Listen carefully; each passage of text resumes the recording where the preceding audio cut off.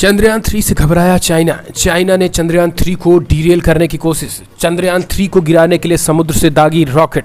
China के इस rocket को लेकर चौंकाने वाला खुलासा। आखिर भारत के इस चंद्रयान से क्यों डरा हुआ है चाइना? दरअसल भारत का चंद्रयान इस वक्त पृथ्वी के 5वीं कक्षा में आखिरी चक्कर काट रहा है। 1 अगस्त या 31 जुलाई को आधी रात के वो पृथ्वी की कक्षा को सतह को छोड़कर चंदा मामा की तरफ बढ़ जाएगा। चंद्रयान पृथ्वी के ऑर्बिट को छोड़कर जहां सीधा चांद की ऑर्बिट को पकड़ने के लिए निकल जाएगा, वहीं पूरी दुनिया की नज़र इस वक्त चंद्रयान पर ही है। लेकिन चीन हमेशा की तरह जलन की आग में जल रहा है।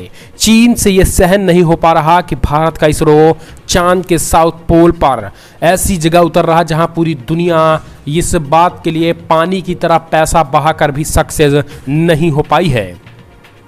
चीन जानता है कि अगर भारत का चंद्रयान मिशन सफल हो जाता है तो इसरो की पहली स्पेस एजेंसी बन जाएगी जो चांद के साउथ पोल पर पहुंच जाएगी।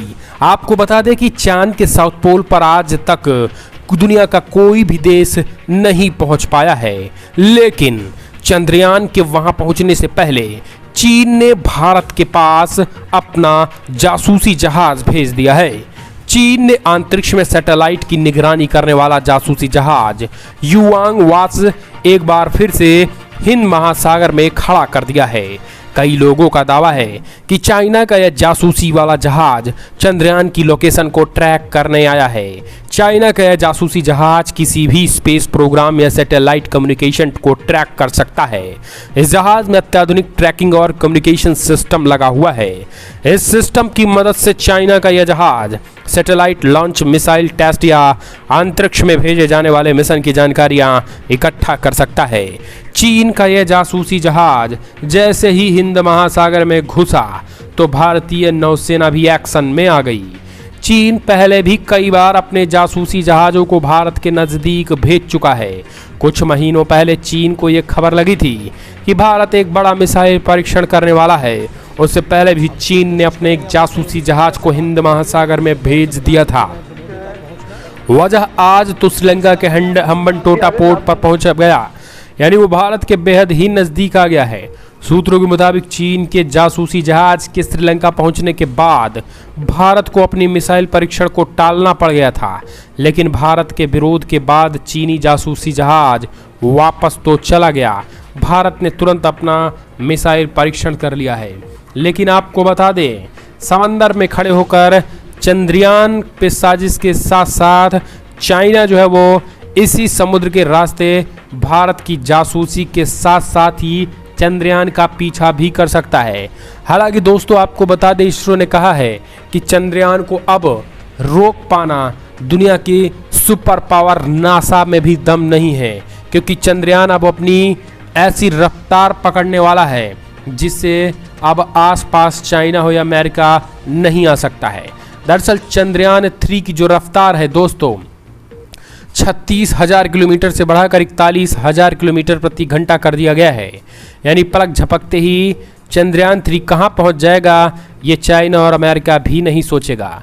वैसे आपको बता दें, अब खास करके जब ये पृथ्वी की कक्षा से, पृथ्वी की सतह से जैसे ही ये निकलेगा, चंद्रयान की तरफ बढ़ेगा, तो इसकी स्पीड चंद्रयान की तेज हो जाएगी। और ये सब कुछ इसरो बैठे बैठे करेगा। इसरो सब कुछ देख रहा है।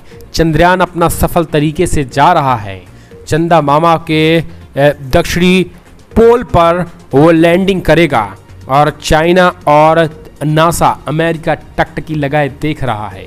तो दोस्तों भारत की इस खास करके मुहिम और इस उपलब्धि को आप कैसे देखते हैं? और अगर आप भी मानते हैं कि भारत की इस उपलब्धि से चाइना के पेट में दर्द हो रहा है तो कमेंट्स माध्यम से अपने सुझाव दें। इस राजनाथ के फैसले से तिलमिलाया ड्रैगन और पाकिस्तान। एलओसी को लेकर कर दिया बड़ा फरमान, बड़ा कदम उड़ा दिया है एलओसी को लेकर। रक्षा मंत्री राजनाथ सिंह ने बुधवार शाम को पाकिस्तान को चेतावनी देते हुए कहा था कि देश के सम्मान और प्रतिष्ठा को बनाए रखने के लिए भारतीय सैनिक नियंत्रण रेखा यानी कि एलओसी पार करने के लिए तैयार है। रक्षा मंत्री के इस बयान पर पाकिस्तान तिलमिला उठा। उसने कहा कि ऐसी बयानबाजी दोनों देशों के बीच शांति समझौते के लिए खतरा बन सकती है। आपको बताते चले कि बुधवार को 24वें कारगिल विजय दिवस के अवसर पर लद्दाख के द्रास कारगिल युद्ध स्मारक पर बोलते हुए राजनाथ सिंह ने कहा कि देश की संप्रभुता, एकता और अखंडता की रक्षा के लिए कोई भी समझौता नहीं होने वाला है। उन्होंने कहा, हम देश के सम्मान और गरिमा को बनाए रखने के लिए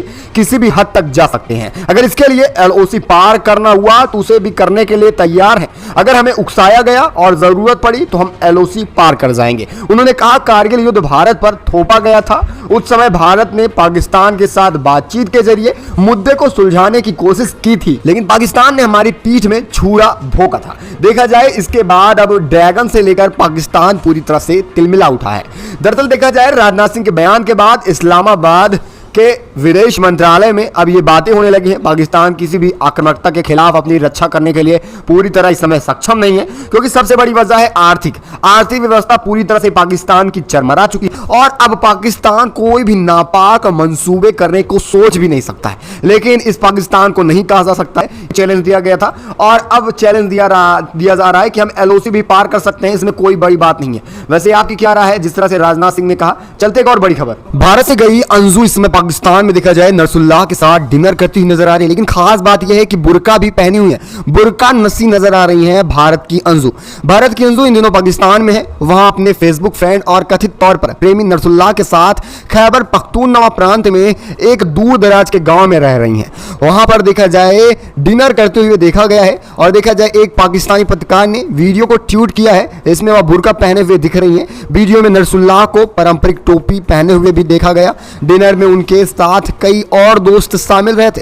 देखा जाए 34 साल की अंजू का जन्म उत्तर प्रदेश के कैरोल गांव में हुआ था और देखा जाए राजस्थान के अलवर जिले में रहती थी और पाकिस्तान नागरिक नसरुल्लाह के साथ सन 2019 में फेसबुक पर दोस्ती होती है। दोस्ती से धीरे धीरे प्यार में बदल जाता है और फिर देखा जाए फिर एक देश को छोड़कर पाकिस्तान पहुंच जाती हैं। अब अंजू को लेकर आपकी क्या राय है? जहां एक तरफ सीमा हैदर को लेकर भी भारत में जमकर बवाल मचा है, वही दूसरी तरफ अब पाकिस्तान में भी भारत से एक लड़की पहुंच चुकी पाकिस्तान, इसको लेकर आपकी क्या राय है? और जहां देखा जाए इसने अपना नाम भी बदल दिया था, फातिमा नाम रख लिया है अंजू से। वही एक और बड़ी खबर निकल के आ रही है, जिस तरह से भारत ने कारोबार को लेकर चावल पर बैन कर दिया है, पूरी दुनिया भर में तालका मचा है, हाहाकार मच चुका है। भारत की तरफ से गैर बासमती सफेद चावल के निर्यात पर बैन लगाने से दुनिया भर में हलचल है।